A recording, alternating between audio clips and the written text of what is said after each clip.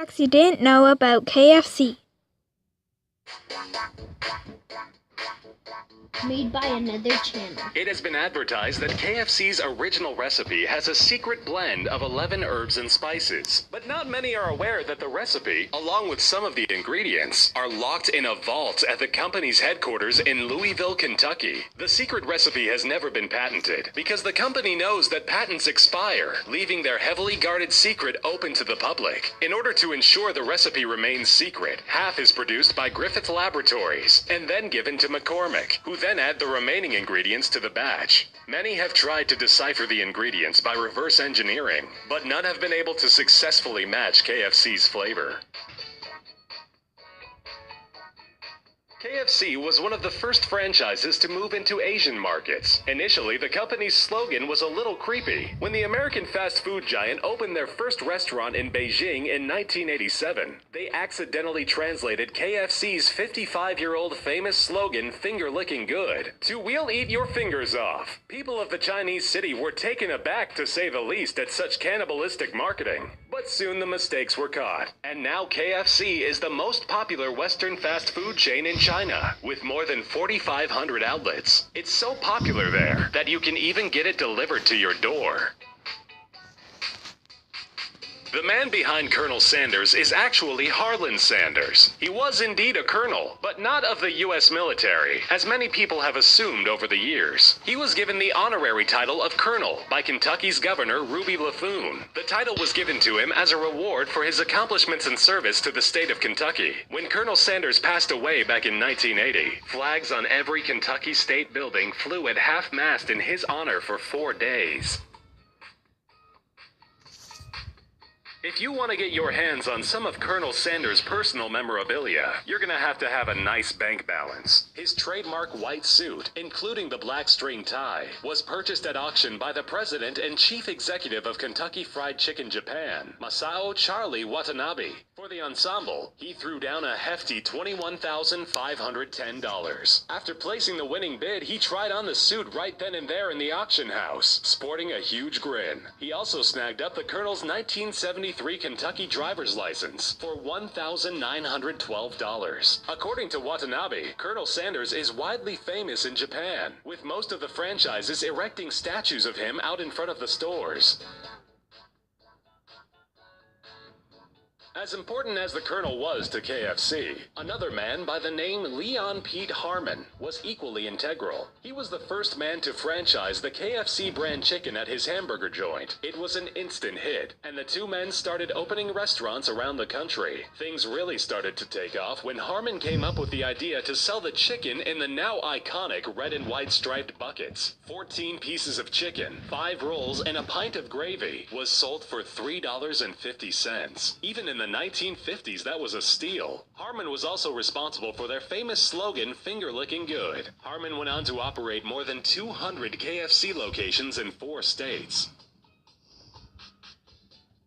Just like eating turkey is a time-honored tradition in America, surprisingly, eating KFC on Christmas holds the same merit in Japan. Kurisumasu Niwa Kentucky, which translates to Kentucky for Christmas, was a hugely successful marketing campaign in 1974. Japan can't get enough KFC on Christmas Day. Although the Japanese love those buckets year-round, sales skyrocket at all of their restaurants on Christmas Eve. Many order their boxes of their holiday feast weeks in advance to avoid the lines that can take up to 2 hours to get through. Christmas isn't a national holiday in Japan, as only 1% of the Japanese population is estimated to be Christian. Yet a bucket of Christmas chicken is the go-to meal on the big day.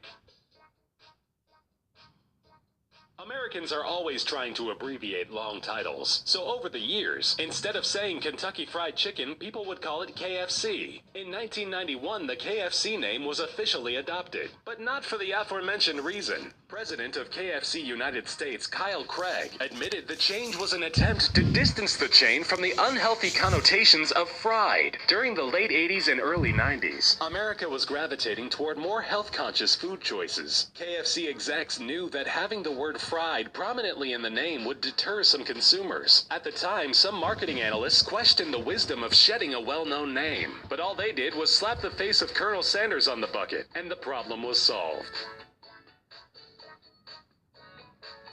KFC, a powerhouse in itself, has a direct relation with two other mega restaurants, Taco Bell and Pizza Hut. All three companies are owned by Yum food brands. At one point, Yum even owned Long John Silver's and A&W restaurants. Nationwide, you may be able to see freestanding buildings with different combinations of the three brands. That's why sometimes you can order KFC and Taco Bell from the same menu. Yum's newest acquisition is the Mongolian hot pot restaurant Little Sheep. In 2011, they agreed to pay $587 million for the rights to the company.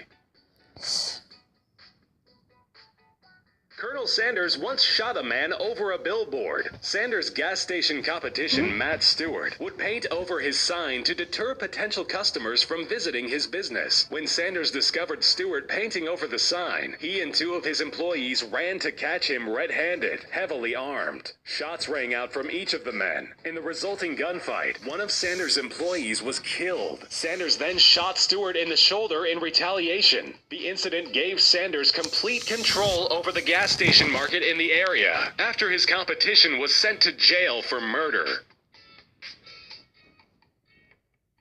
After selling the KFC business for a mere $2 million in the mid-70s, Sanders wasn't too happy with the way the company was being run. He was notorious for bad-mouthing the product on many occasions. In 1976, he visited a Greenwich Village location and told a New York Times critic that it was the worst fried chicken he had ever seen. And don't even get him started on the gravy, as he once claimed that it wasn't even fit for his dog. After being dissatisfied with the way his brand was being handled, he tried to open a competing restaurant named Claudia Sanders, the Colonel's Lady, after his second wife. KFC sued Sanders, and the suit settled out of court for $1 million. The restaurant still exists today as the Claudia Sanders Dinner House.